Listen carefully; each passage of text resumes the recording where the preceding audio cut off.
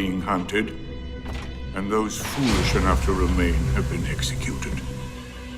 Do you see all that I have done?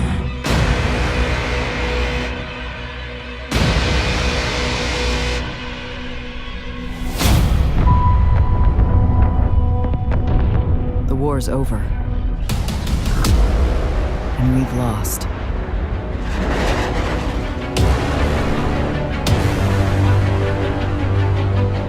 Our numbers will continue to dwindle. And we can no longer protect ourselves, much less the survivors. We all know what needs to be done.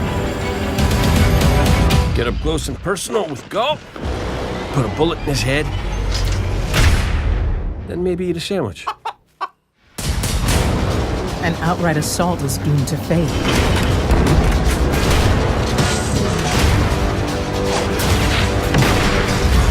There will be no coming back. It's worth it. If the Red Legion want war, give them war. Humanity never deserved power. I am gone, and I alone am worthy.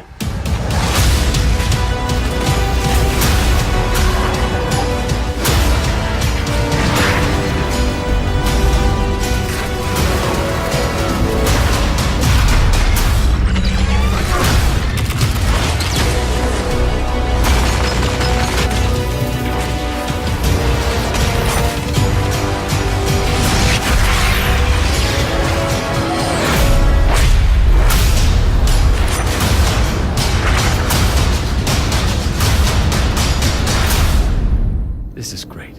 Anyone want a hug? No hugs.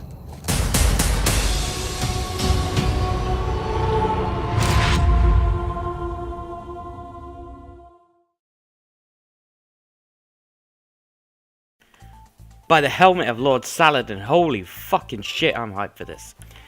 You know what, I'm not even going to apologise for my swearing because I'm so freaking hyped for this, it's unreal. Hello my Homo sapien friends, and this is the Moonlight Nomad here, and we're going to be doing another video today. This time we're going to be breaking down the trailer, so there might be some bits you've missed, some bits you've already seen, but either way, let's get into this. So first off, we've got Consul.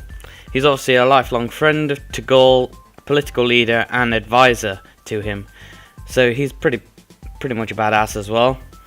So I will speculate that we're probably going to see a lot more of him in the game.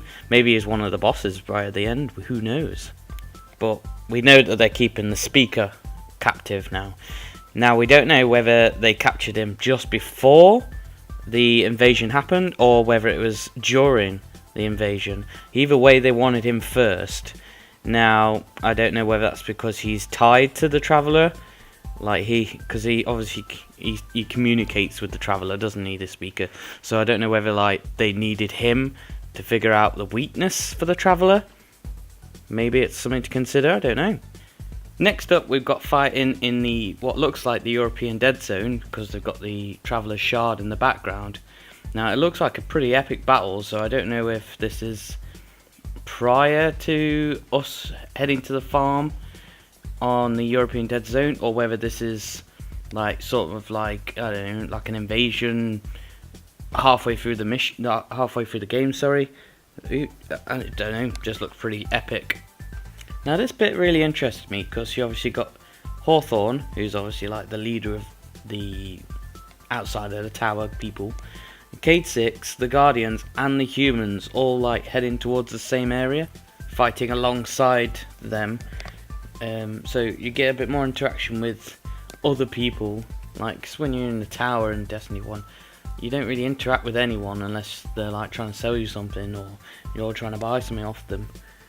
But this looks quite interesting, and also it's good to note that the Warlock helmet looks sick as fuck. Like, it looks awesome. It looks like a Vex helmet for a Warlock, and it absolutely looks insane. And there's another bit further on in the trailer with the same helmet, and it just looks absolutely stunning.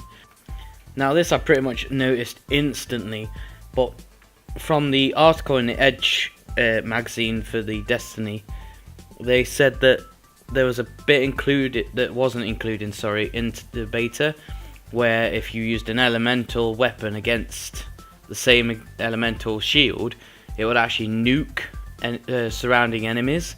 And obviously in this trailer they've actually shown how that affects everything around it and how much the blast radius is. It's also really interesting to note that the blast actually doesn't do any damage to you by the looks of things, so which is actually pretty cool. So it doesn't matter how close you stand, like it won't affect you in any other way. So it looks like we're getting all the vehicles from Destiny 1 back, which is actually, you know, really cool, because some of them were really fun to use. I think most people just use the Sparrows anyway, but it's nice to have that extra bit there in case you needed it. Also, on a side note, it kind of looks like they're on the machine that's like sucking the energy from the sun, so that's quite interesting. Do you go onto it and try and destroy it from the inside, and like maybe that's how the I don't know, maybe that's how the sun explodes in the other trailers. You know, there's like a big explosion. Maybe you have to go on to the thing, destroy it, and it destroys the sun. I don't know.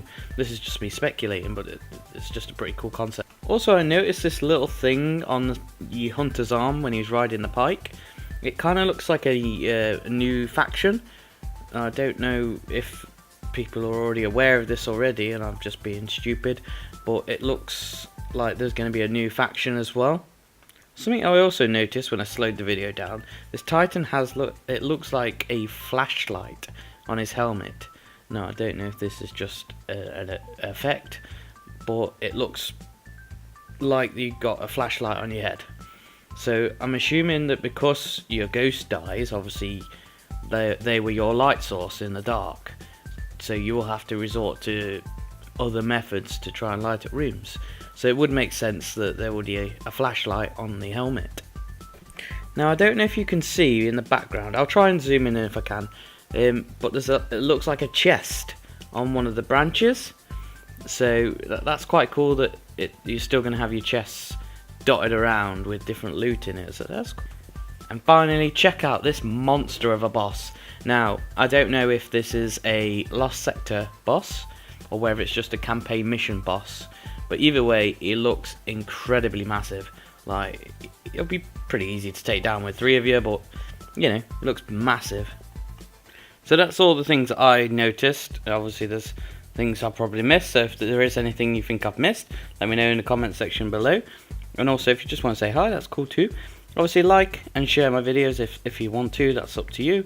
It's much appreciated though if you do. As you can tell, I'm riding the hype train right now.